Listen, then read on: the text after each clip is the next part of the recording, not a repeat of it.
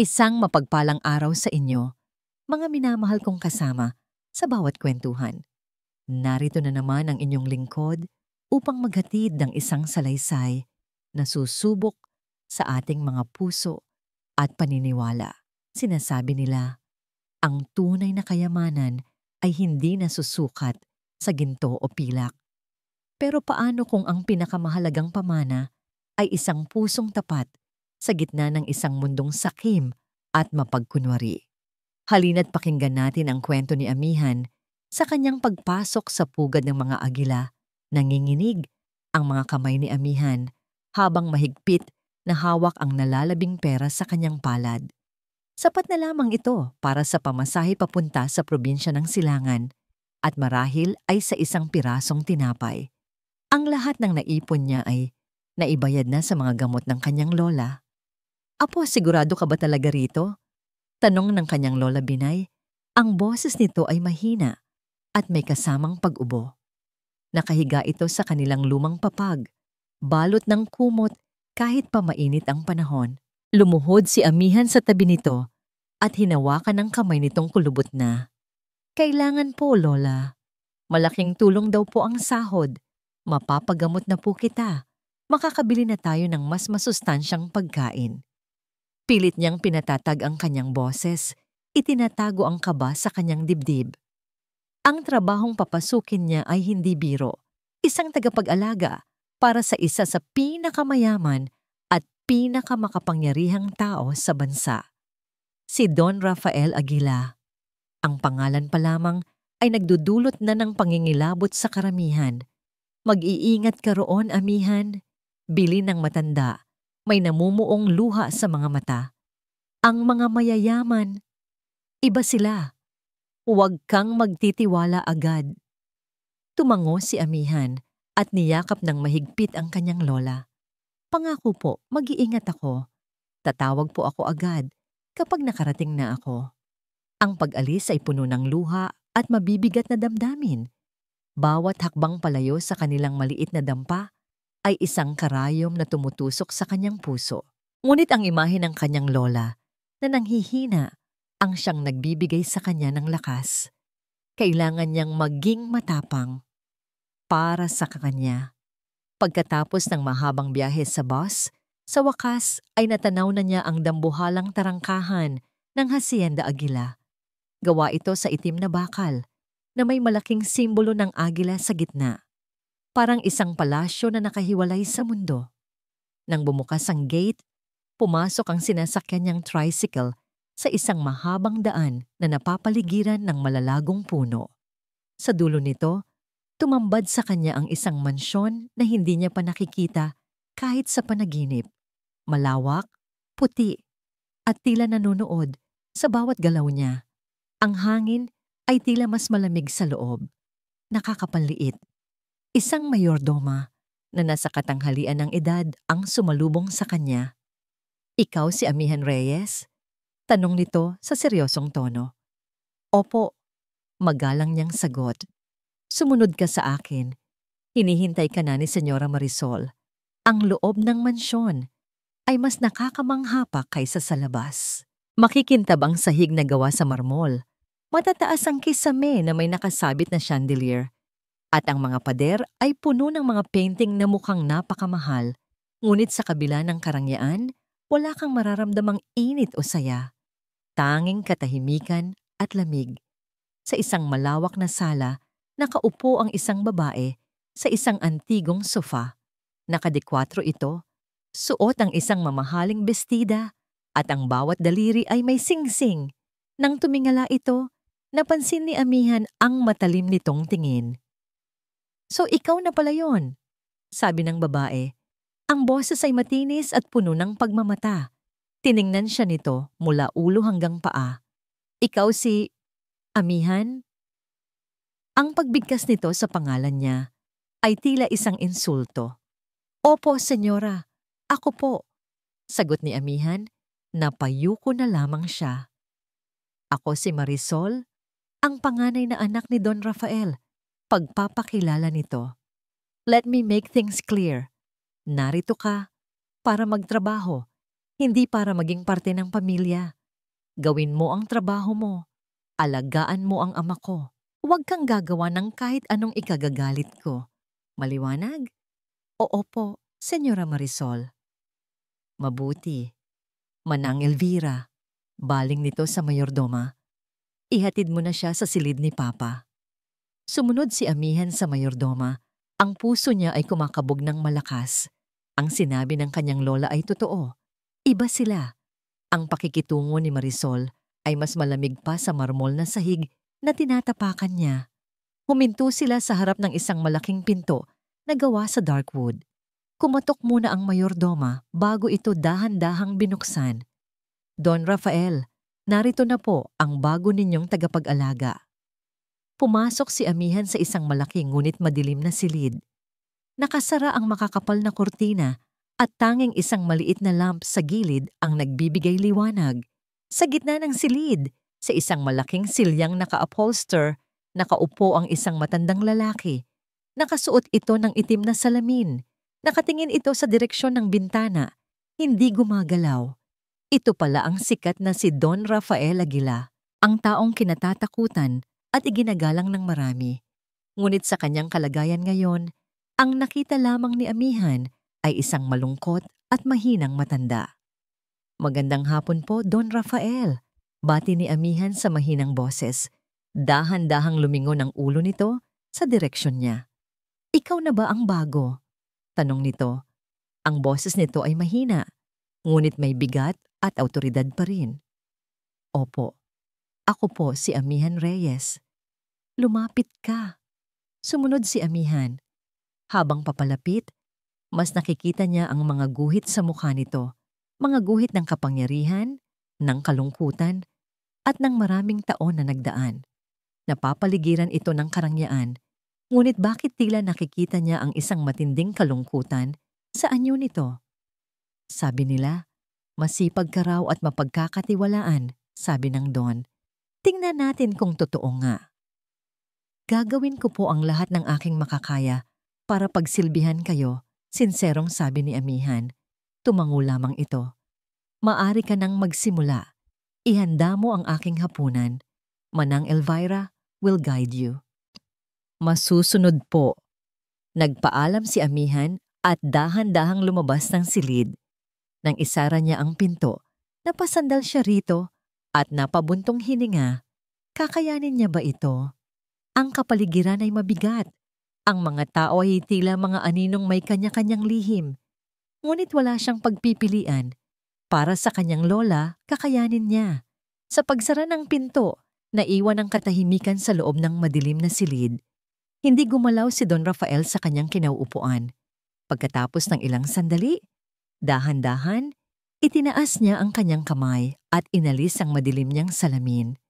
Sa ilalim nito, isang pares ng matang matalas, buhay na buhay, at walang bahid ng anumang pagkabulag. Isang maliit, halos hindi mahahalata, nangisi ang gumuhit sa kanyang mga labi. Nagsimula na ang laro. Bulong niya sa hangin. Mula sa likod ng kanyang madilim na salamin, ang mundo ni Don Rafael Aguila ay perpektong nakikita. Ang bawat alikabok na lumulutang sa sinag ng liwanag na tumatago sa siwang ng kurtina, ang bawat anino sa sulok ng silid, ang bawat ekspresyon sa mukha ng mga taong kaharap niya. Wala sa mga ito ang nakakalampas sa kanya. Ang kanyang pagkukunwaring bulag, ang kanyang entablado, at ang lahat sa mansyon na ito ay mga aktor na hindi alam na sila ay sinusubok. Sa unang mga araw, si amihan ay isang bukas na libro.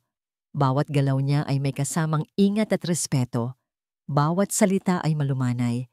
Bawat utos ay sinusunod niya ng walang reklamo. Sinusubaybayan siya ni Don Rafael, hinahanap ang kahit kaunting siwang sa kanyang pagkatao, isang pahiwatig ng pagkukunwari, isang anino ng pansariling interes. Ngunit wala siyang makita. Isang hapon, habang nakaupo siya sa kanyang silya, sinimulan siyang basahan ni amihan ng isang lumang libro ng mga kwentong bayan. At dahil sa kanyang busilak na puso, ang diwata ay nagpakita sa dalaga at tinupad ang kanyang kahilingan. Basa ni amihan. Ang boses ng dalaga ay mahinahon at malinaw. Tila isang banayad na agos ng tubig sa ilog. Napapikit si Don Rafael hindi dahil sa antok, kundi dahil sa isang pakiramdam na matagal na niyang hindi naramdaman. Kapayapaan. Sa loob ng maraming taon, ang tanging naririnig niya sa mansyon na ito ay ang ingay ng pagtatalo, ang hagikgikan ng panlalamang, at ang nakabibinging katahimikan ng pagwawalang bahala. Ang boses ni Amihan ay isang musika sa gitna ng lahat ng yon. Biglang bumukas ang pinto at pumasok sina Marisol at Beatrice. Hindi man lang sila kumatok. Ang kanilang mga takong ay maingay na tumatama sa sahig na marmol. "Papa, andito lang kami to check on you," sabi ni Marisol. Ngunit ang tono nito ay halatang pilit. Lumapit ito at humalik sa kanyang pisngi. Ang halik ay malamig, tulad ng isang yelo. "Kamusta ang pakiramdam ninyo?" tanong naman ni Beatrice habang ang mga mata nito ay abala sa pagtingin sa mga mamahaling palamuti sa silid. "Ayos lang ako," sagot ni Don Rafael sa kanyang mahinang boses. Nagkatinginan ng magkapatid, isang tingin na akala nila ay hindi niya nakikita. "Nga pala, Beatrice," sabi ni Marisol sa boses na sapat lang para marinig niya. "Tinawagan ako ni attorney. Kailangan na raw nating ayusin yung mga papeles. Alam mo na, baka hindi na magtagal si Papa. Sayang naman kung mapupunta lang sa wala ang pinaghirapan niya." Naramdaman ni Don Rafael ang paghigpit ng kanyang kamao sa ilalim ng kumot. Lason. Ang bawat salita nila ay lason na dahan-dahang pumapatay sa anumang natitirang pagmamahal ng isang ama. Tumayo si Amihan. "Gusto niyo po ba ng kape, mga senyora?" Magalang niyang alok. "Huwag na. Aalis na rin kami," mabilis na sagot ni Marisol. Tila diring-diri sa ideya na pagsilbihan siya ng isang katulong. "Bantayan mong mabuti ang ama namin, ha? Baka kung ano pa ang mangyari dyan." Umalis sila, nakasama ang isang mahinang tawanan. Nang sila na lang ulit ang naiwan, lumapit si Amihan sa Don. "Pasensya na po kayo, sir." Bulong nito, hindi siya nagsalita. Ngunit sa loob-loob niya, isang awa ang namuo. Awa para sa dalaga na napasok sa pugad na ito. At awa para sa kanyang sarili. Para sa pagkakaroon ng mga anak na ang tanging minana sa kanya ay ang kanyang apelyido, ngunit hindi ang kanyang puso. Kinabukasan, habang nag-aayos si Amihan sa maliit na library sa tabi ng kanyang silid, napansin siya ni Don Rafael mula sa bahagyang bukas na pinto. May isang lumang litrato sa ibabaw ng mesa na natatakpan na ng alikabok. Ang litrato ng isang babaeng may pinakamatamis na ngiti sa mundo. Ang litrato ni Elena, ang kanyang Elena. Nakita niya kung paano kinuha ni Amihan ang isang malinis na basahan at maingat, buong pag-iingat na pinunasan ng salamin ng picture frame. Pagkatapos, inayos nito ang pagkakatayo ng litrato at tinitigan ito sandali na may bahid ng pagtataka at paghanga sa kanyang mukha. Isang mainit na kuryente ang gumapang sa puso ni Don Rafael. Sa loob ng maraming taon, walang sino man sa kanyang mga anak ang nagbigay pansin sa larawang iyon. Para sa kanila, isa lamang itong lumang palamuti. Ngunit ang dalagang ito, na walang kaalam-alam, ay nagpakita ng respeto sa alaala ng babaeng pinakamamahal niya. Determinado, nag-isip siya ng isang pagsubok, isang tiyak na pagsubok sa katapatan. Nang hapong iyon, habang tinutulungan siya ni Amihan na maglakad-lakad sa hardin, sinadya niyang maialis sa kanyang daliri ang isang singsing na may malaking diamante. Narinig niya ang mahinang kalansing nito nang bumagsak sa damuhan. Nagpatuloy siya sa paglalakad na parang walang nangyari. Nakita ni Amihan ang singsing. Yumuko ito para pulutin. Napatigil si Don Rafael, naghihintay. Ibubulsa kaya niya ito Sasabihin kaya niya sa iba. Ito na ang pagkakataon. Isang singsing na kayang bumuhay sa pamilya niya sa loob ng ilang taon. Ngunit hindi. Lumapit si amihan sa kanya. Don Rafael, sabi nito sa malumanay na boses. Nalaglag po ninyo. Naramdaman niya ang paghawak nito sa kanyang kamay. Kinuha nito ang kanyang palad at sa halip na ibigay lang ang singsing, dahan-dahan niya itong isinuot pabalik sa kanyang daliri. Ang paghipo nito ay magaan at puno ng paggalang. Sa sandaling iyon, alam na ni Don Rafael, ang batang ito ay iba. Ang batang ito ay totoo. Ngunit ang kapayapaan ay hindi nagtagal sa Hacienda Aguila. Kinagabihan, habang inihahain ni amihan ang kanyang hapunan, isang malakas na sigaw ang bumasag sa katahimikan. Anong ginagawa mo? Biglang pumasok si Ignacio, ang pangalawa niyang anak, na kilala sa pagiging mainitin ng ulo. Namumula ang mukha nito sa galit at nanlilisik ang mga mata na nakaturo kay amihan. Anong nilagay mo sa pagkain ng papa? Sigaw nito. Ang boses ay umalingaw-ngaw sa buong silid kainan. Gusto mo siyang lasunin, ano? Sabihin mo. Parang bombang sumabog sa pandinig ni amihan ang sigaw ni Ignacio. Nanigas siya sa kanyang kinatatayuan. Hawak pa rin ang bandehado ng pagkain. Ang kanyang puso ay tila umakyat sa kanyang lalamunan. Ano? Ano po ang ibig ninyong sabihin? Halos pabulong niyang tanong. Ang kanyang mga mata ay nanlalaki sa pagkalito at takot. Huwag ka nang magmaang-maangan. Lumapit si Ignacio at sa bawat hakbang nito ay tila lumiliit si amihan. Kitang-kita ko kanina sa kusina. May inihalo ka sa sabaw ng papa. Aamin ka o kakalad ka rin kita palabas ng pamamahay na ito. Dumating si Marisol na tila nag-aalalang kapatid. Ngunit ang ngisi sa kanyang mga mata ay hindi maitatago. Ignacio, dahan-dahan lang, sabi nito. Ngunit ang boses ay may bahid ng panunulsol. Baka naman nagkakamali ka lang. Hindi ako nagkakamali, giit ni Ignacio. Humarap ito kay amihan. Magkano ang binayad sa'yo, ha? Sinong nag-utos sa'yo na gawin to? Wala po.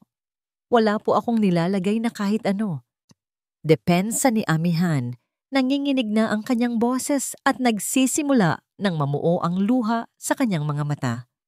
Tubig lang po ang idinagdag ko dahil medyo natuyuan ang sabaw habang ininit. Sinungaling! Sigaw ni Marisol. Ngayon ay nagbago na ng tono.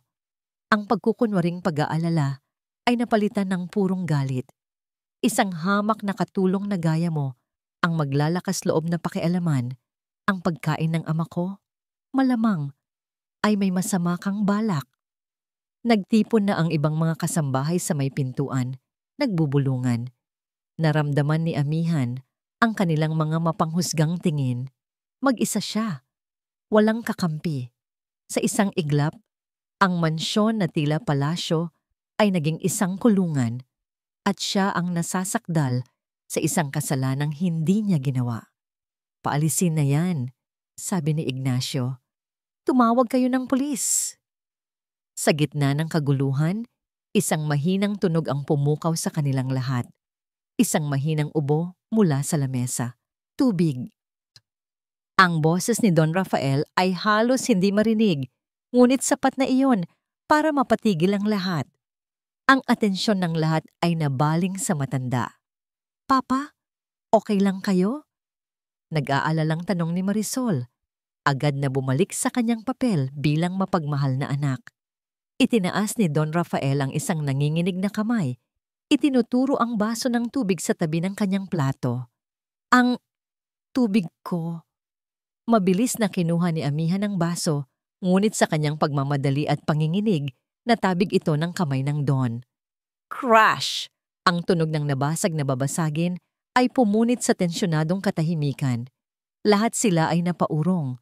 Ang tubig ay kumalat sa mesa at ang mga bubog ay kumislap sa ilalim ng ilaw. Ang atensyon ng magkapatid ay tuluyang naalis kay amihan. Papa, naku, nasugatan ba kayo? Sabi ni Ignacio, hinahawi ang mga bubog palayo sa ama. Ano ba yan? Ang clumsy mo naman. Sigaw ni Marisol kay amihan, ngunit ang focus nito ay nasa ama na. Umiling si Don Rafael, ang muka ay nagpapakita ng pagkalito.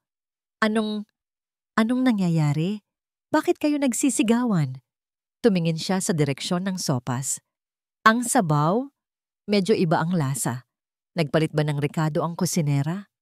Ang simpleng tanong na yon ang nagligtas kay amihan. Biglang nagbago ang ihip ng hangin.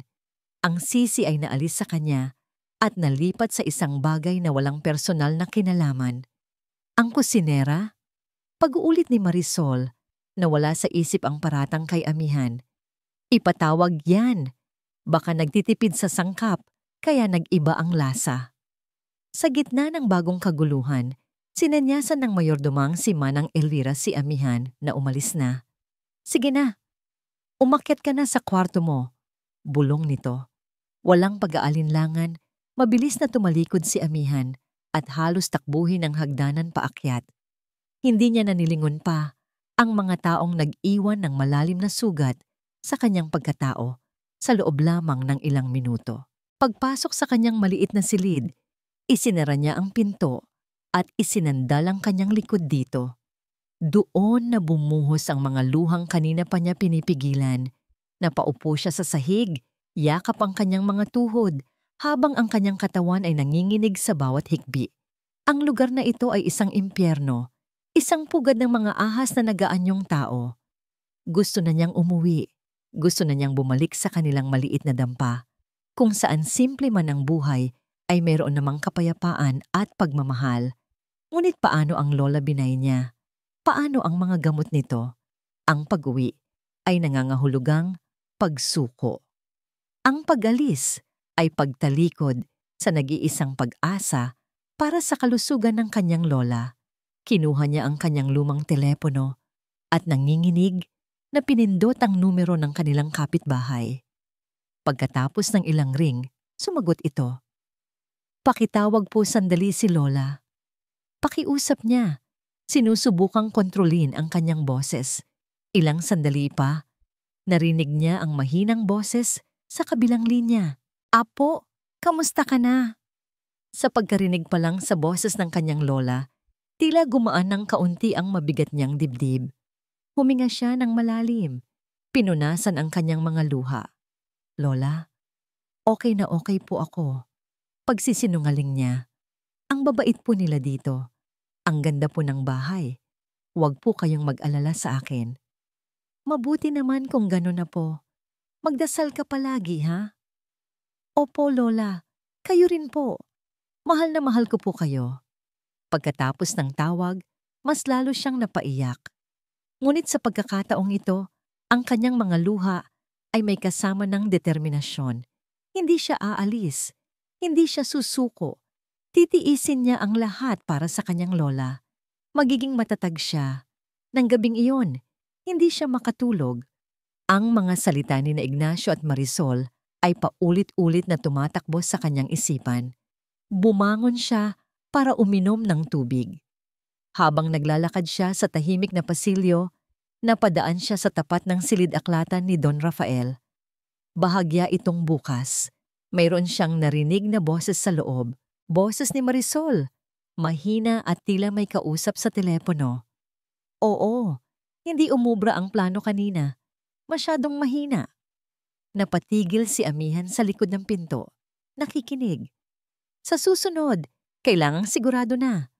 Siguraduhin mong mas matapang ang timpla. Dubluhin mo kung kinakailangan. Ayokong tumagal pa ito. Isang malamig na kilabot ang gumapang sa buong katawan ni amihan. Hindi ito tungkol sa pagpapalit ng rekado. Hindi ito isang simpleng paratang. May mas malalim, may mas madilim na plano. At mukhang si Don Rafael ang kanilang target. Walang tulog ang lumipas na gabi para kay amihan. Ang mga salitang narinig niya mula kay Marisol ay parang mga multo na bumubulong sa kanyang tainga. Siguraduhin mong mas matapang ang timpla.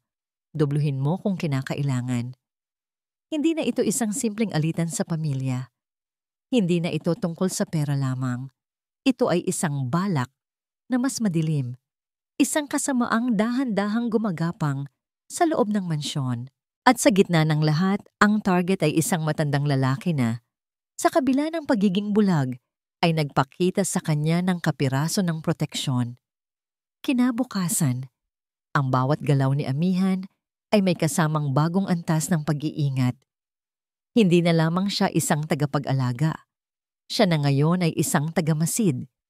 Ang kanyang mga mata ay palaging nakabantay. Ang pagkakataon para sa kanyang hinala na magkaroon ng kumpirmasyon ay dumating makalipas ang 2 araw. Miyerkules, ang araw ng lingguhang pagbisita ng pribadong doktor ni Don Rafael, isang Dr. Gomez. Pumasok ang doktor na may dalang maliit na itim na maleta. Isang lalaking nasa mga 50 anyos, may manipis na salamin at isang ngiti na hindi umaabot sa kanyang mga mata. Si Marisol mismo ang sumalubong dito sa sala. Nag-alok si Amihan na magdala ng kape, isang perpektong dahilan para manatili sa silid at makinig. "Good morning, Doctor," bati ni Marisol. Ang boses ay matamis na parang pulot. "How is our most important patient doing?" "He is stable, Senyora," sagot ni Dr. Gomez habang inilalapag ang kanyang maleta. "But as we discussed, his age makes him very fragile. We must continue his regimen of vitamins to maintain his strength." Tiningnan ni Marisol ang doktor, isang tingin na puno ng kahulugan. "And the new prescription, doctor? Is it more effective?" Nag-adjust ng salamin si Dr. Gomez. Ang kanyang mga mata ay sumulyap saglit kay Amihan bago bumalik kay Marisol. "It will ensure he gets the rest he truly needs, Senyora. It is much stronger and will help calm his nerves." "Excellent!" bulong ni Marisol. Isang kontentong nangiti ang sumilay sa kanyang mga labi.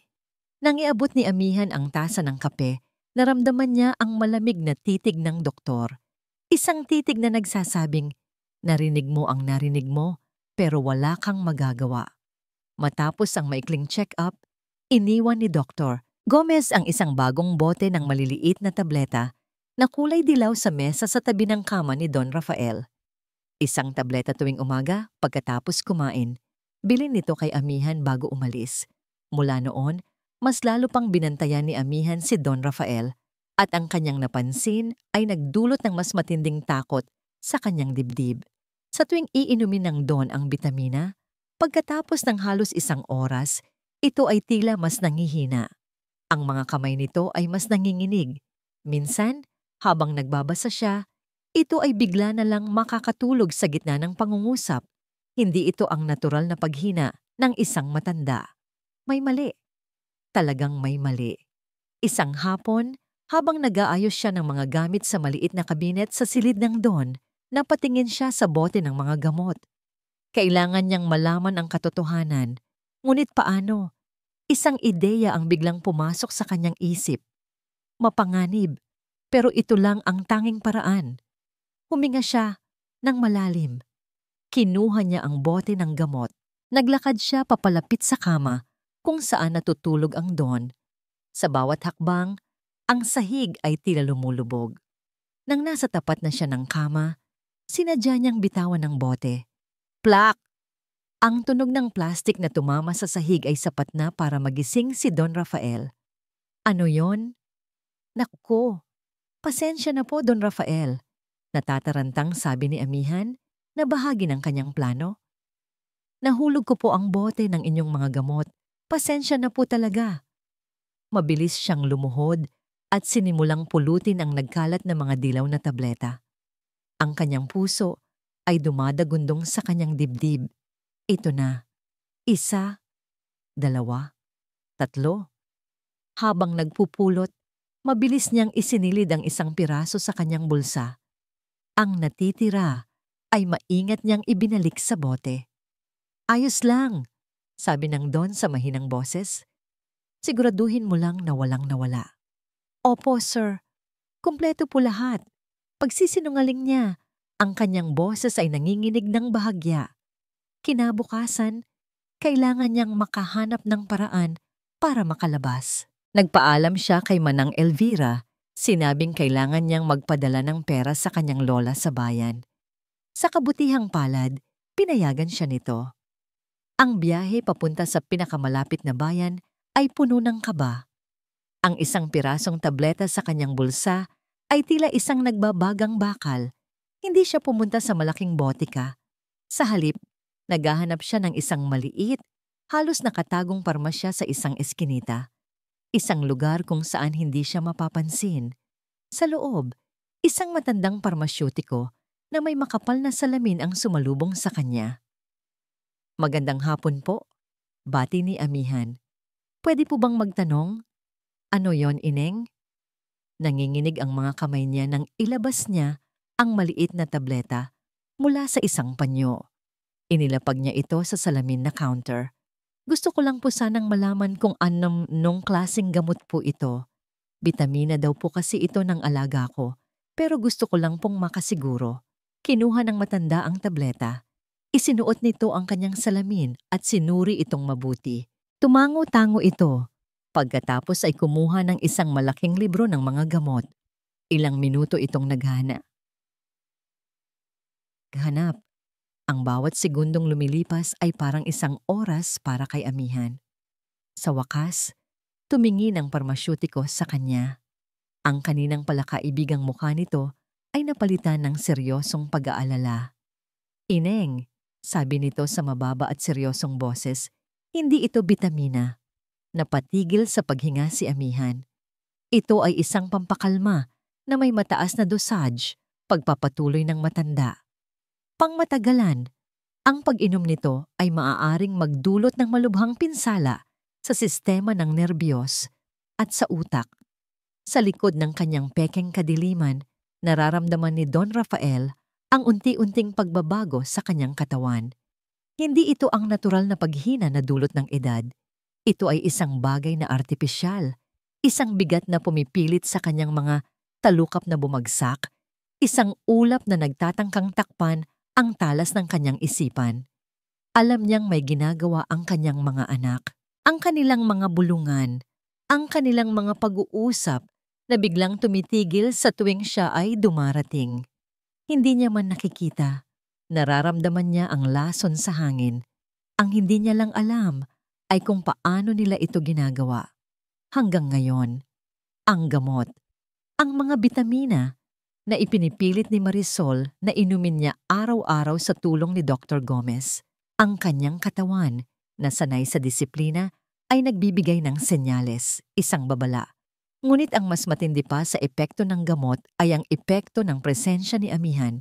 Ang dalaga ay isang anomalya sa malamig at kalkuladong mundo ng Hacienda Aguila.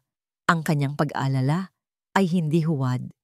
Ang kanyang kabaitan ay walang hinihinging kapalit. At habang tumatagal, ang kanyang mga kilos, ang kanyang boses ay nagbubukas ng isang pinto sa nakaraan na matagal na niyang isinara at ikinandado. Isang gabi, habang nagpapanggap siyang natutulog, naramdaman niya ang paglapit ni Amihan. Maingat, marahan. Pagkatapos, naramdaman niya ang magaan nitong kamay na inilagay malapit sa kanyang ilong. Tinitiyak kung siya ay humihinga pa. Ang kilos na yon, isang kilos ng purong pag-aalala, ay isang punyal na tumusok sa kanyang puso, nagdurugo ng mga alaala. Bigla, wala na siya sa kanyang silid. Bumalik siya sa nakalipas. Halos 30 taon na ang nakalipas. Nakatayo ang isang binatang Rafael sa harap ng kanyang ama, ang orihinal na Don, isang lalaking gawa sa bakal at bato. Ang kanilang hacienda noon ay hindi pa kasing laki, ngunit ang kapangyarihan ng pangalang Aguila ay kinatatakutan na. "Ano ang sinasabi mong pag-ibig?" Dagundong ng boses ng kanyang ama. Isa siyang hamak na mang-aawit sa isang baryo. Anong idudulot niya sa pangalan natin kundi kahihiyan?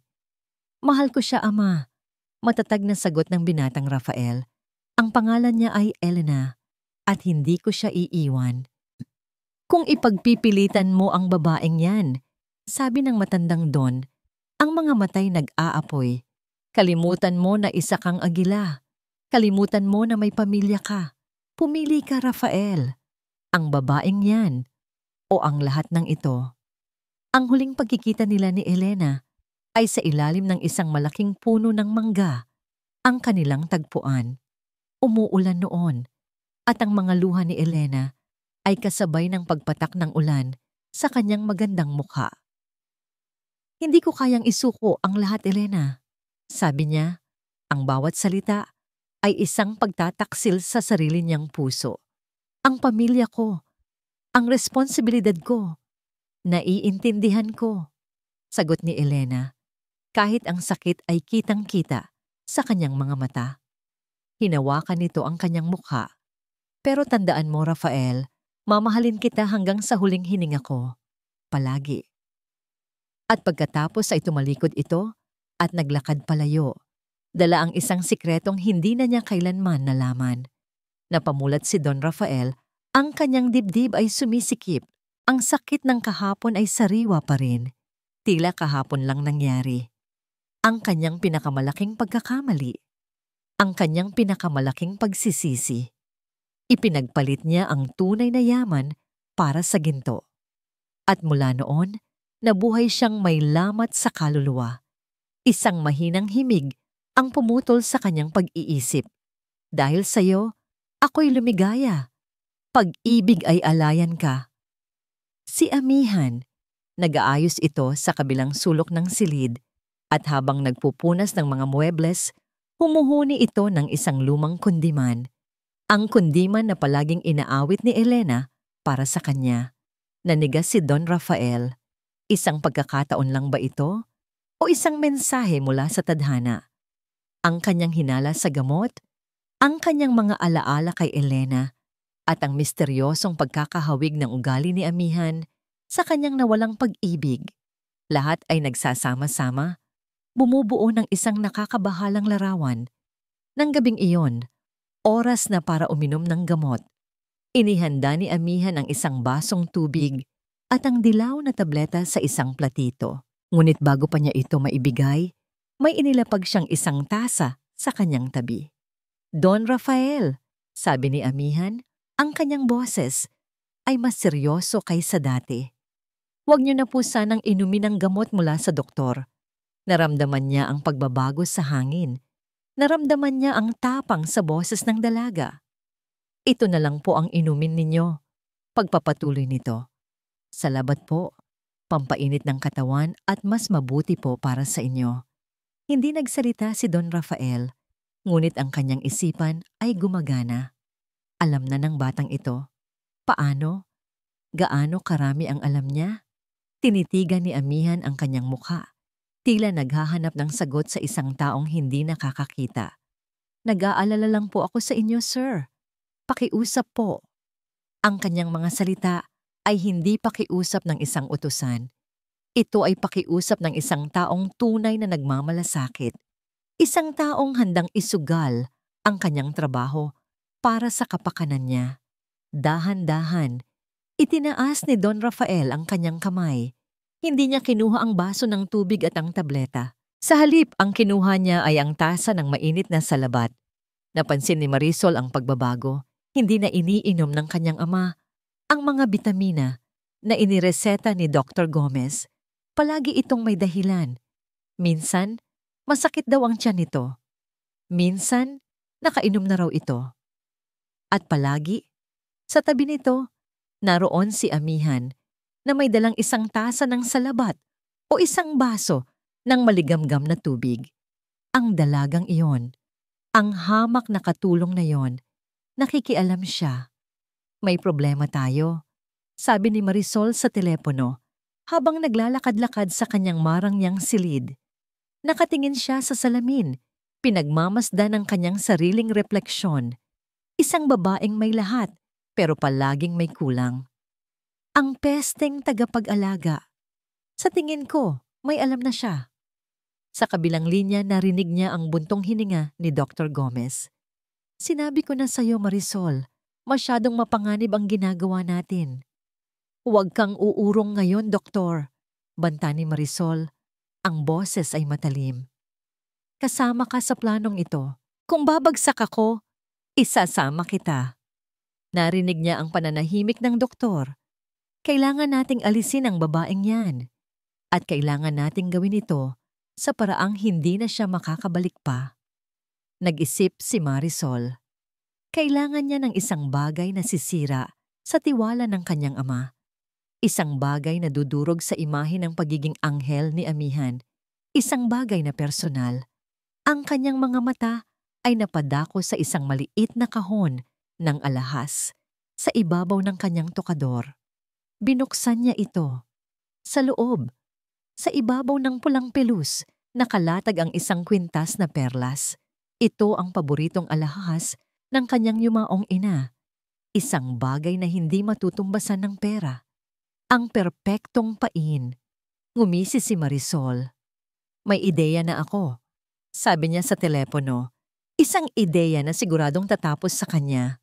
Sa mga sumunod na araw, naramdaman ni Amihan ang unti-unting pagbabalik ng lakas ni Don Rafael. Mas alerto na ito, mas matagal ng gising, at minsan ay nagkukwento na ito tungkol sa kanyang kabataan. Isang maliit na liwanag ang nagsimulang sumilay sa puso ni Amihan. Marahil may pag-asa pa. Marahil malalagpasan nila ito. Ang hindi niya alam, habang siya ay nag-aalaga, may isang masamang plano na inihahabi sa kanyang likuran. Isang umaga, habang naglilinis siya sa silid ni Don Rafael, pumasok si Marisol. Isang bagay na hindi nito madalas gawin. Amihan, maaari mo bang linisin ang kwarto ko mamaya? Utos nito. Masyadong abala ang ibang katulong. Ang tono nito ay hindi na kasing talim ng dati, na siyang mas lalong nakapagpabagabag kay Amihan. Opo, senyora, sagot niya. Nang hapong yun, pumasok si Amihan sa malawak na silid ni Marisol. Lahat ay puti at ginto, parang silid ng isang reyna. Sinimulan niyang maglinis, maingat na pinupunasan ang bawat sulok. Habang inaayos niya ang mga damit na nakakalat sa kama, hindi niya namalayan ang anino ni Marisol na dumaan sa may pintuan, mabilis at tahimik. Sa isang iglap, habang nakatalikod si Amihan, inilagay ni Marisol ang kwintas na perlas sa loob ng maliit na bag na palaging daladala ni Amihan, ang bag kung saan nakalagay ang kanyang pitaka at ang lumang litrato ng kanyang lola. Natapos maglinis si Amihan nang walang kamalay-malay. Ang impyerno ay nagsimula kinabukasan ng umaga. Isang malakas na sigaw mula sa silid ni Marisol ang gumising sa buong mansyon. Ilang sandali pa, bumaba si Marisol sa hagdanan. Ang kanyang mukha ay puno ng pagkukunwaring pagkasindak at pagkawala. Ang kwintas ni Mama! Sigaw niya, sapat para marinig ng lahat. Nawawala ang perlas na kwintas ni Mama. Nagkagulo ang lahat ng kasambahay. Si Ignacio at Beatriz ay agad na lumabas mula sa kanilang mga silid. Ano? Paanong nawala? Tanong ni Ignacio. Hindi ko alam, sagot ni Marisol. Ang mga luha ay nagsisimula nang mamuo sa kanyang mga mata. Kagabi lang ay narito pa yon sa aking jewelry box. Ngayon, wala na. May magnanakaw sa pamamahay na ito. Ang mga mata ni Marisol ay agad na napunta kay Amihan, na kasalukuyang nag-aalalay kay Don Rafael sa kanyang silya. Siya! Turo ni Marisol. Ang kanyang daliri ay nanginginig. Siya lang ang tanging pumasok sa kwarto ko kahapon. Walang iba. Lahat ng mga mata ay napunta kay Amihan. Ang hangin ay tila nawala sa kanyang mga baga. Hindi po totoo yan, sabi ni Amihan.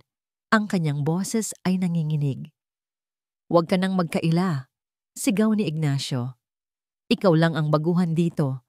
Malamang ikaw nga. Tingnan natin ang gamit niya, suhestyon ni Beatriz. Kung wala siyang kasalanan, papayag siyang kapkapan natin ang kanyang mga gamit.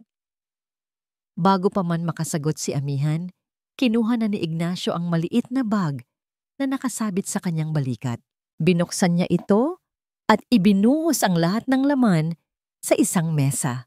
Ang kanyang pitaka, ang kanyang sukle, ang litrato ng kanyang lola at ang kumikinang na kwintas na perlas, isang kolektibong paghinga ng pagkagulat ang narinig mula sa mga kasambahay. Para kay amihan, ang mundo ay huminto sa pag-ikot. Nakatitig siya sa kwintas, pagkatapos ay kay Marisol. Nakita niya ang tagumpay sa mga mata ng senyora. Isang ngiting demonyo na nakatago sa likod ng mga pekeng luha. Isang patibong. At nahulog siya rito nang walang kalaban-laban. Magnanakaw! Sigaw ni Ignacio. Walang hiya! Segunda ni Beatriz. Hindi ko po ninakaw yan. Ipinapangako ko po. Pagmamakaawa ni amihan, ang kanyang mga luha ay malayang dumadaloy na ngayon. Hindi ko po alam kung paano napunta yan diyan.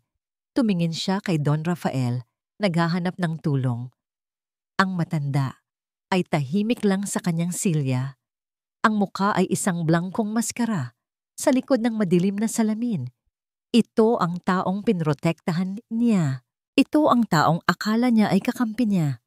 Papa, sabi ni Marisol, ang boses ay puno ng pighati. Nakita niyo na. Isang ahas ang pinapasok natin sa ating pamamahay. Hindi na siya maaaring manatili pa rito. Mayroong isang mahabang, nakabibinging katahimikan.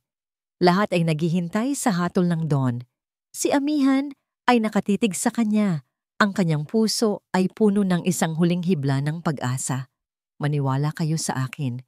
Sigaw ng kanyang isip. Pakiusap, maniwala kayo sa akin. Dahan-dahang itinaas ni Don Rafael ang kanyang ulo.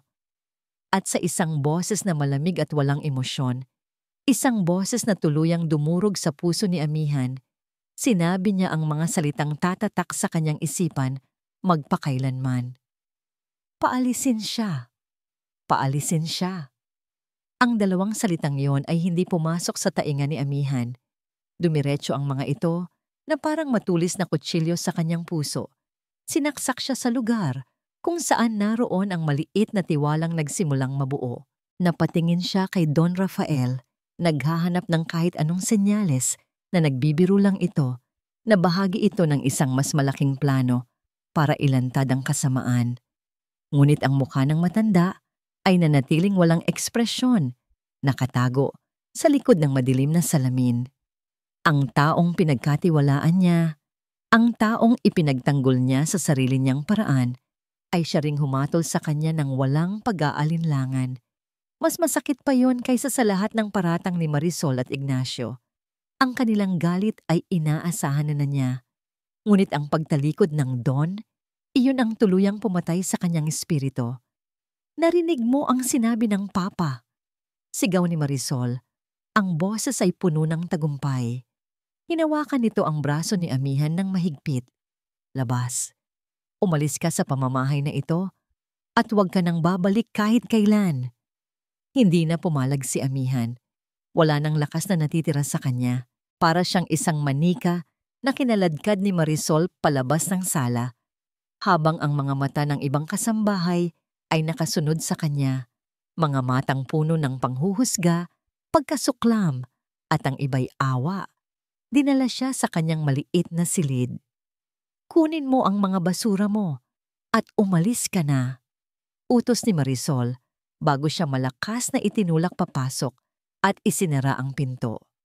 Nakatayo lang si amihan sa gitna ng silid, tulala. Ang lahat ay nangyari ng napakabilis. Ilang minuto lang ang nakalipas, naghahanda pa siya ng almusal. Ngayon, pinalalayas na siya na parang isang basahan na may tatak ng pagiging isang magnanakaw. Wala siyang ganang iligpit ang kanyang mga gamit. Ano pa ang saysay? Kinuha lang niya ang kanyang bag, ang parehong bag na ginamit para ipahamak siya, at muling isinilid ang kanyang pitaka at ang kupas na litrato ng kanyang lola. Iyon lang ang mahalaga. Habang naglalakad siya pababa ng hagdanan, lahat ng kasambahay ay umiiwas sa kanyang tingin. Ang mansyon na dati nakakapanliit dahil sa karangyaan nito ay ngayoy nakakapanliit dahil sa kahihiyan. Pagdating niya sa malaking pinto, naroon si Manang Elvira. Ang mukha ng mayordoma ay malungkot. May iniabot itong isang sobre kay amihan. Ang huli mong sahod, sabi nito sa mahinang boses. Pasensya ka na, Hija. Kinuha ni amihan ang sobre, hindi man lang ito binuksan. Tumango lang siya, walang salitang lumabas sa kanyang bibig. Ang paglakad mula sa pinto ng mansyon hanggang sa tarangkahan ay ang pinakamahabang paglalakad sa buong buhay niya. Bawat hakbang ay mabigat. Bawat ihip ng hangin ay tila bumubulong ng mga salitang magnanakaw, sinungaling, walang kwenta. Nang tuluyan ng sumara ang dambuhalang gate na bakal sa kanyang likuran, doon lang niya naramdaman ang bigat ng lahat. Nawalan siya ng trabaho, nawalan siya ng dangal, at ang pinakamasakit sa lahat, nawalan siya ng pag-asa. Paano na ang kanyang lola? Ang perang nasa sobre ay hindi magtatagal. Naglakad siya ng walang patutunguhan hanggang sa makarating siya sa isang waiting shed sa gilid ng kalsada. Umupo siya sa maruming bangko, yakap-yakap ang kanyang bag. Doon, sa ilalim ng init ng araw, sa gitna ng alikabok ng daan, tuluyan ng bumuhos ang kanyang mga luha. Umiyak siya hindi dahil sa galit, kundi dahil sa sakit. Isang malalim na sakit na dulot ng pagtataksil. Sa loob ng mansyon, nagkakasiyahan ang magkakapatid. Nagbuhos si Ignacio ng mamahaling alak sa mga kopita. Isang tagay para sa tagumpay, sabi nito. Sa wakas, nawala na rin ang hadlang na yon. Isang perpektong plano, di ba? Pagmamayabang ni Marisol habang umiikot-ikot ang alak sa kanyang kopita. Ngayon, wala nang makikialam. Balik na tayo sa orihinal na usapan. Tumingin siya kay Beatrice na tahimik lang na nakangiti. Ang tagumpay ay kanila. Samantala, sa waiting shed, naramdaman ni amihan ang pag-vibrate ng kanyang telepono. Isang text message mula sa kanilang kapitbahay. Kinakabahan niya itong binuksan. Amihan, umuwi ka na. Inatake na naman sa puso ang lola mo. Kailangan siyang isugod sa ospital. Ang bawat salita ay isang dagok sa kanyang dibdib. Ang kanyang huling lakas ay tila hinigop ng lupa. Napatingin siya sa langit. Ang kanyang paningin ay lumalabo dahil sa mga luha. Bakit po? Bulong niya sa hangin. Lahat na lang po ba? Kukunin niyo sa akin? Wala na siyang pera, wala na siyang trabaho, at ang kanyang lola ay nasa bingit ng kamatayan. Ito na ang dulo. Wala nang natira, lahat ay nawala. Habang nakayuko siya, umiiyak at nanginginig sa kawalan ng pag-asa, isang itim at makintab na kotse ang huminto sa kanyang tapat. Hindi niya ito pinansin. Marahil ay nagkamali lang ito ng daan, ngunit bumukas ang bintana sa backseat. Isang lalaking nakasuot ng formal na barong, nasa mga 60 anyos, at may seryosong muka, ang tumingin sa kanya. Ikaw ba si Binibining Amihan Reyes? Tanong ng lalaki sa isang magalang, ngunit may awtoridad na boses. Nag-angat ng tingin si Amihan, ang kanyang mukha'y basang-basa ng luha. Sa sino po kayo? Ako si Attorney De Castro, pagpapakilala nito. Ang abogado ni Don Rafael Aguila. Inayos nito ang kanyang salamin. Gusto kanyang makausap. Sumama ka sa akin. 3 araw. 3 araw na tila isang dekada ang lumipas mula nang palayasin si Amihan. Sa loob ng 3 araw na yon, ginampanan ni Don Rafael ang kanyang papel bilang isang mahina at talunang ama. Hinayaan niyang maniwala ang kanyang mga anak na sila na ang nagwagi. Narinig niya ang kanilang mga pagdiriwang sa gabi. Ang tunog ng mga kopitang nag-uumpugan, ang kanilang mga halakhak na umaaling-aungaw sa pasilyo. Lahat ay parang martilyong pumupukpok sa kanyang dibdib. Ang bawat halakhak ay isang patunay ng kanilang kasakiman, isang insulto sa alaala ng kanilang ina. Ngunit ang bawat segundong tiniis niya ay isang kinakailangang sakripisyo. Habang sila ay nagpapakasasa sa kanilang inakalang tagumpay, si Attorney De Castro, ang kanyang pinagkakatiwalaan at matapat na abogado, Sa loob ng 40 taon ay tahimik na kumikilos. Nakausap ko na ang dalaga Don Rafael, ulat ni De Castro, sa isang tawag sa telepono noong unang gabi. Labis siyang nasaktan at naguguluhan, ngunit tiniyak ko sa kanya na bahagi ito ng isang mas malaking plano. Lubos din siyang nag-aalala sa kanyang lola.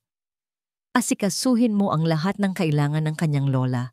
De Castro, utos ni Don Rafael, ang boses ay matatag.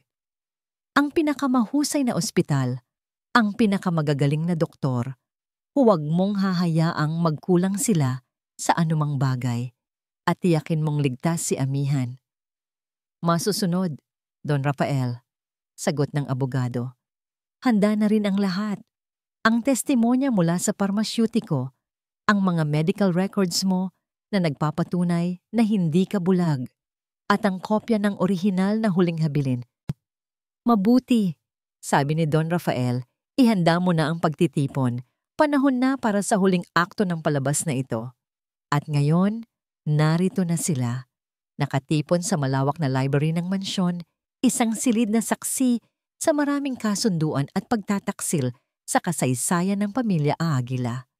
Ang hangin ay mabigat sa tensyon, amoy ng mga lumang libro at mga nakatagong sikreto.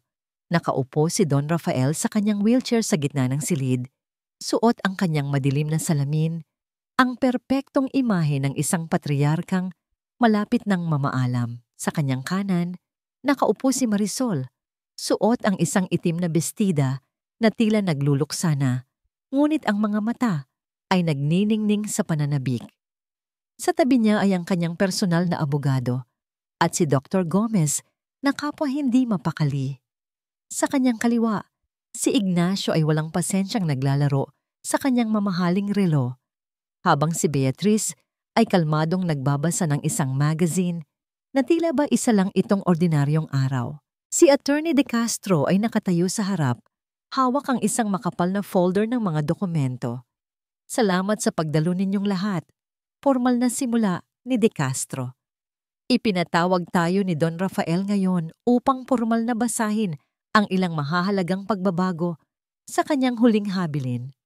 Isang munting ngisi ang sumilay sa labi ni Marisol. Ito na yon. Dahil sa mga kamakailang pangyayari, pagpapatuloy ng abogado, at sa pagpapakita ng tunay na pagmamalasakit at katapatan ng kanyang mga anak, nagpasya si Don Rafael na isagawa ang pamamahagi ng kanyang mga ari-arian habang siya ay nabubuhay pa. Mas lalong lumawak ang ngiti ni Marisol.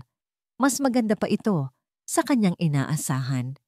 Umpisahan natin sa mga minor assets, sabi ni De Castro. Binuksan nito ang folder. Para kay G. Ignacio Aguila, ipinagkakaloob ang lahat ng shares sa Aguila Shipping Lines at ang bahay bakasyunan sa Batangas. Tumango si Ignacio, mukhang kontento. Iyon naman talaga ang gusto niya.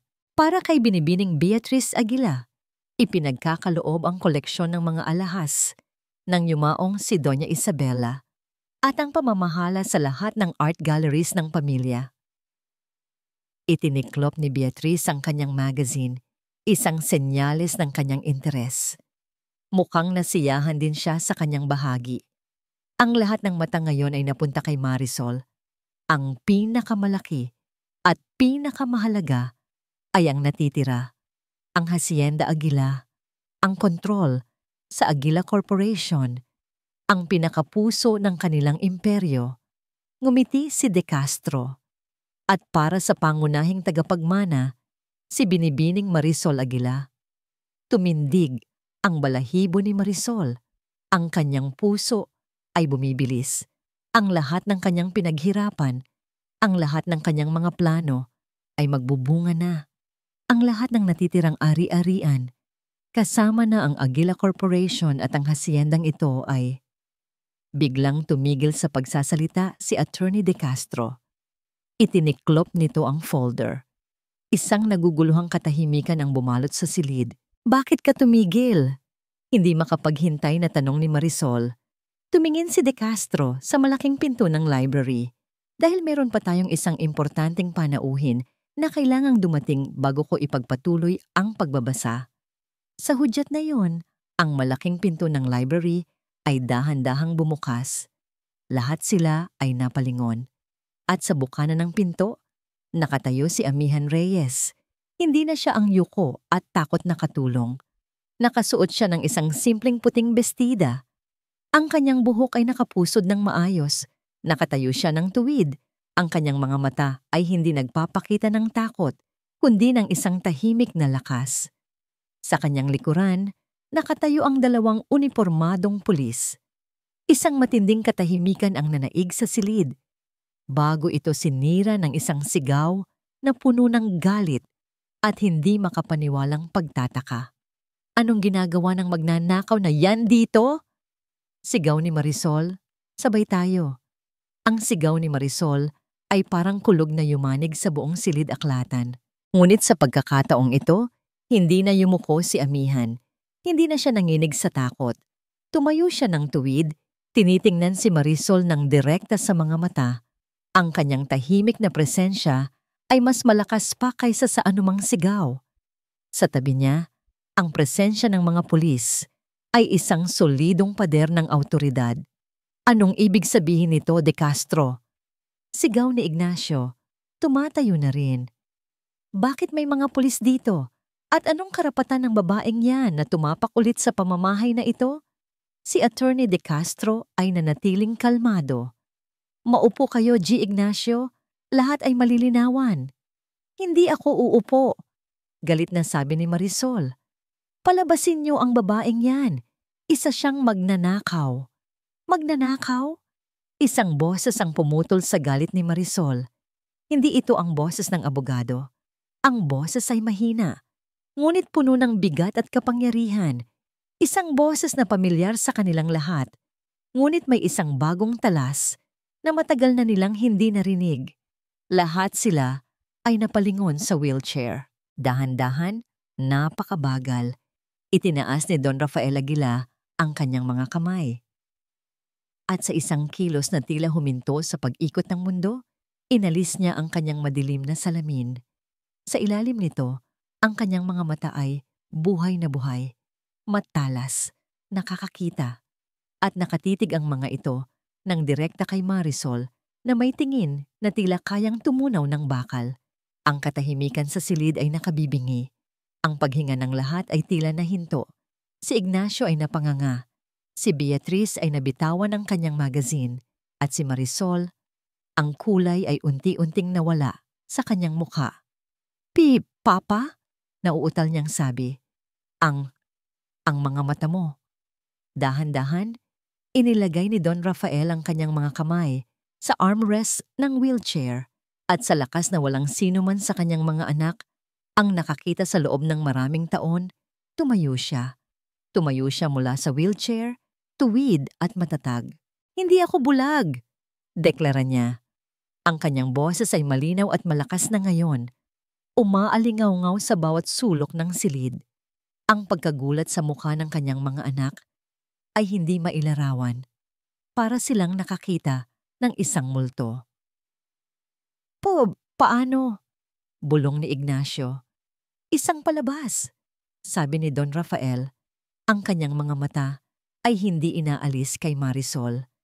Isang mahabang palabas para makita kung sino talaga kayo sa likod ng inyong mga maskara. At Marisol, anak nga, ang pagganap mo ang pinakamahusay sa lahat. Hindi totoo yan, Damian. Sigaw ni Marisol. Ang kanyang pagtanggi ay puno ng desperation. May sakit ka. Nalilito ka lang. Nalilito? Ngumisi si Don Rafael, isang namangisi na walang bahid ng saya. Nakita ko ang lahat. Narinig ko ang lahat. Narinig ko ang mga plano ninyo na hintayin ang pagkamatay ko. Nakita ko ang pagwawalang bahala ninyo.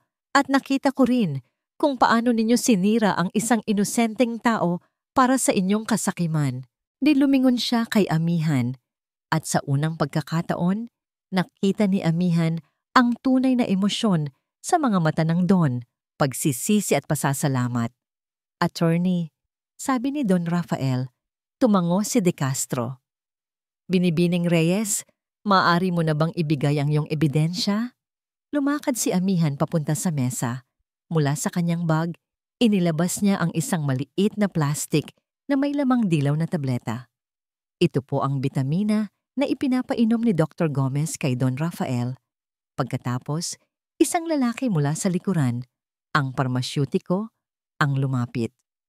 At ako ang nagpapatunay, sabi ng matanda, na ang gamot na yan ay isang mapanganib na sedative na maaaring makasira sa pag-iisip kapag ginamit ng matagalan. Isang kasinungalingan, sigaw ni Dr. Gomez, nanginginig na ngayon. Talaga ba, Doktor? Tanong ni De Castro habang inilalabas ang isang dokumento. Dahil narito sa aking kamay ang isang bank statement na nagpapakita ng regular na pagdeposito ng malalaking halaga sa iyong account. Mula sa isang kumpanyang pag-aari ni Senyora Marisol.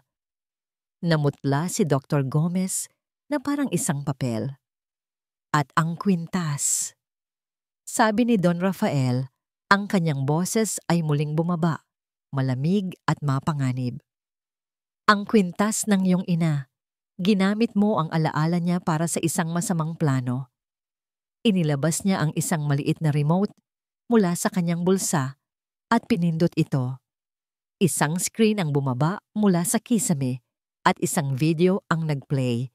Isang kuha mula sa isang hidden camera sa silid ni Marisol. Malinaw na ipinapakita ang eksena kung saan si Marisol mismo ang naglagay ng kwintas sa bag ni Amihan habang ito ay nakatalikod. Ang huling pag-asa sa mukha ni Marisol ay gumuho. Ang kanyang mga mata ay nanlaki sa takot. Hindi. Saan? Saan galing yan? Sa tingin mo ba ay hahayaan kong walang mga mata at tainga ang aking sariling pamamahay? Sagot ni Don Rafael. Bumagsak si Marisol sa kanyang upuan. Talunan. Si Ignacio at Beatriz ay napaurong, dahan-dahang lumalayo sa kanilang kapatid, na tila ba ito ay may nakakahawang sakit. Mga opisyal, sabi ni Attorney De Castro, bumaling sa mga pulis. Lumapit ang mga pulis kay Marisol at Dr. Gomez. Senyora Marisol Aguila, Dr. Ricardo Gomez, inaaresto namin kayo sa salang attempted murder at conspiracy. Hindi. Hindi niyo ako pwedeng galawin. Ako ay isang agila. Nagpupumiglas na sigaw ni Marisol habang pinoposasan. Ngunit walang nakinig. Habang kinaladkad siya palabas, ang kanyang mga mata ay puno ng walang katapusang galit, nakatitig kay Don Rafael. Nang mawala na sila at tumahimik na ang silid, naiwan ang bigat ng katotohanan. Hinarap ni Don Rafael ang kanyang dalawa pang anak. Si Ignacio ay nakayuko, hindi makatingin. Si Beatriz naman ay namumutla. At kayong dalawa, sabi niya, kahit hindi ninyo binalak na patayin ako, naging kasabwat kayo sa kasakiman at paninira. Mula sa araw na ito, wala na kayong bahagi sa kumpanya. Mabubuhay kayo sa allowance na ibibigay ko. Matuto kayong tumayo sa sarili ninyong mga paa. Pagkatapos, ang kanyang tingin ay napunta kay Amihan, na tahimik na nakatayo sa isang tabi. Ang lahat ng galit at kapangyarihan sa kanyang mukha ay nawala at napalitan ng isang emosyon na hindi pa nakikita ni Amihan mula sa kanya. Isang malalim na kalungkutan at pagsisisi. Lumakad siya papalapit dito. Ang dating agila, ang kinatatakutang Don, ay ngayon ay isang ama na puno ng hinanakit sa sarili. Amihan, sabi niya, ang kanyang boses ay halos pabulungi. Hindi ka ang tagapagmana ng aking yaman. Naramdaman ni Amihan ang isang kirot, ngunit bago pa man ito maging pagkadismaya, ipinagpatuloy ng Don ang kanyang sasabihin, dahil ikaw mismo ang yaman na matagal ko nang nawala. Ang mga salita ni Don Rafael ay lumutang sa hangin, puno ng kahulugan na hindi pa lubos na maunawaan ni Amihan. Ikaw mismo ang yaman na matagal ko nang nawala. Ano ang ibig niyang sabihin? Nakatitig siya sa mga mata ng matanda. Sa unang pagkakataon, wala na ang talas ng isang agila, wala na ang lamig ng isang bilyonaryo. Ang nakikita niya ngayon ay ang mga mata ng isang lalaking may pasan na matinding kalungkutan, isang lalaking nangungulila. Iniwan ni Don Rafael sina Ignacio at Beatrice na ngayoy tahimik na nakatayo sa isang sulok, hinihintay ang kanilang kapalaran. Lumakad siya papalapit sa isang maliit na mesa sa gilid ng library. Ang mesa kung saan nakapatong ang larawan na minsan ay pinunasan ni Amihan. Kinuha niya ang picture frame. Dahan-dahan siyang lumingon at humarap muli kay Amihan. "Kilala mo ba kung sino ang nasa larawan?" Tanong niya. Ang boses ay nanginginig sa emosyon. Tumingin si Amihan sa babaeng nakangiti sa lumang litrato. Isang pamilyar na pakiramdam ang bumalot sa kanya, ngunit hindi niya ito mailagay sa lugar. "Hindi po, pero napakaganda niya po." "Ang pangalan niya ay Elena," sabi ni Don Rafael, habang hinahaplos ng kanyang hinlalaki ang salamin ng frame. "Siya ang una at kaisa-isang babaeng minahal ko ng buong puso. At siya rin ang iyong ina." Ang pangungusap na yon ay tila isang malakas na alon na humampas kay Amihan, ninakaw ang hangin mula sa kanyang mga baga. Ang kanyang isipan ay naglakbay pabalik sa mga gabi ng kanyang kabataan. Tinatanong ang kanyang lola kung sino ang kanyang mga magulang at laging nakakatanggap ng sagot na nasa isang mas mabuting lugar na sila, apo. "Ang aking ina?" Halos hindi makapaniwalang bulong ni Amihan. Tumango si Don Rafael at isang butil ng luha ang tuluyang pumatak mula sa kanyang mga mata. "Pinilit ako ng aking ama na iwan siya dahil mahirap lang siya, dahil hindi siya karapat-dapat sa pangalang Aguila. At ako,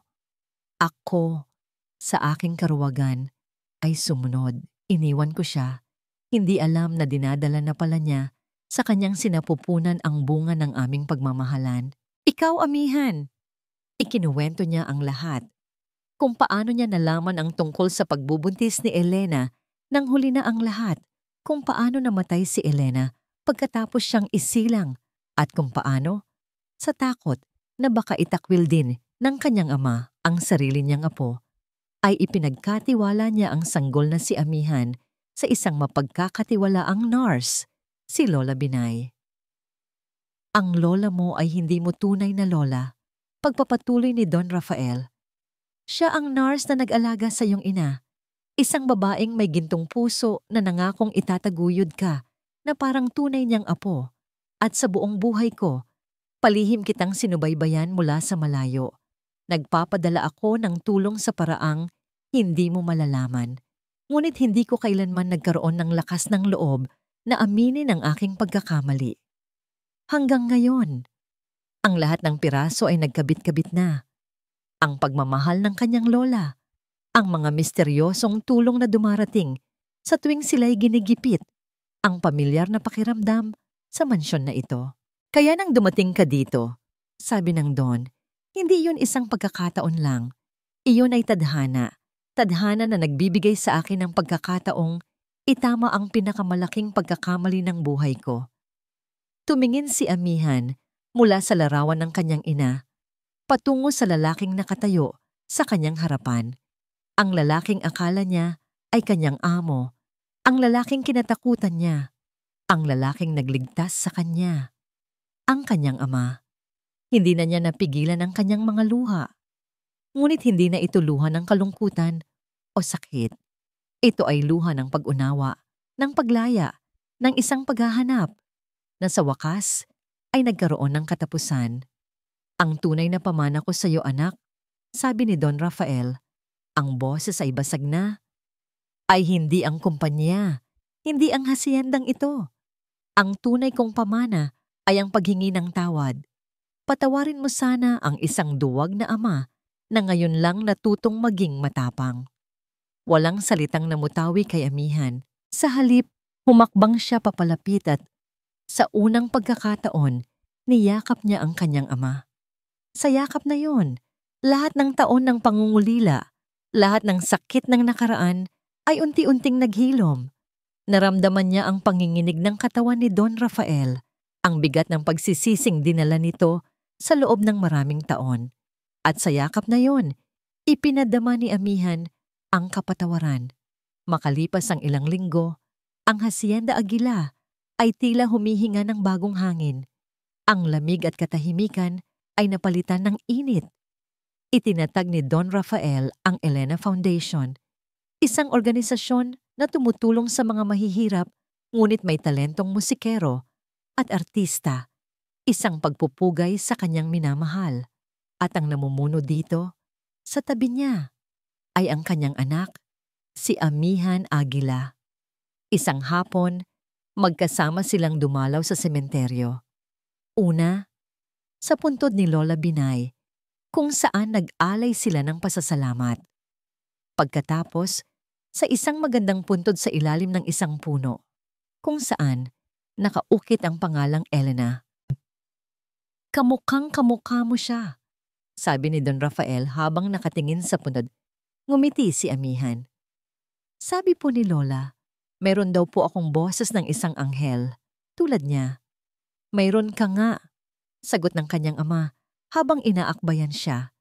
Habang pinagmamasdan nila ang paglubog ng araw, alam ni Amihan na ang kanyang paglalakbay ay hindi pa tapos. Ito ay nagsisimula pa lamang.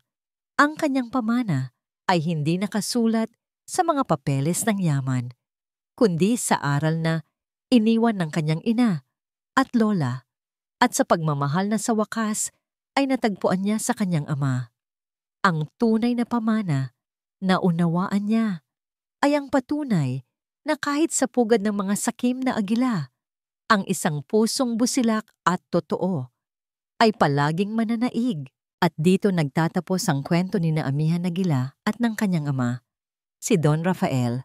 Mula sa kaibuturan ng aking puso, nais ko pong magpasalamat sa inyong lahat. Maraming salamat sa pagsama sa akin sa bawat kabanata, sa bawat pagpatak ng luha, at sa bawat pagsibol ng pag-asa sa kwentong ito. Ang pagsulat sa salaysay na ito ay isa ring paglalakbay para sa akin. Bawat takot at kalituhan ni Amihan at bawat pagsisisi at paghahangad ng kapatawaran ni Don Rafael ay tila naging bahagi na rin ng aking damdamin. Ito ay isang paalala na sa likod ng bawat pagkakamali ay mayroong puwang para sa pagbabago, at sa likod ng bawat pighati ay may naghihintay na bagong umaga. Sana po, ang kwento nila ay mag-iwan sa ating mga puso ng isang mahalagang aral, na ang pinakadakilang yaman ay hindi ang ginto o kapangyarihan, kundi ang kakayahang magmahal nang walang hinihintay na kapalit at ang tapang na magpatawad. Ngayon, bago tayo tuluyang magpaalam sa kwentong ito, nais ko namang marinig ang inyong saloobin. Aling bahagi ng kwento ang pinakapumatak sa inyong puso? Anong aral ang inyong baon-baon mula sa paglalakbay na ito? Ang inyong mga komento ay isang ilaw na nagbibigay inspirasyon sa akin na magpatuloy sa pagkukwento. Muli, maraming salamat po.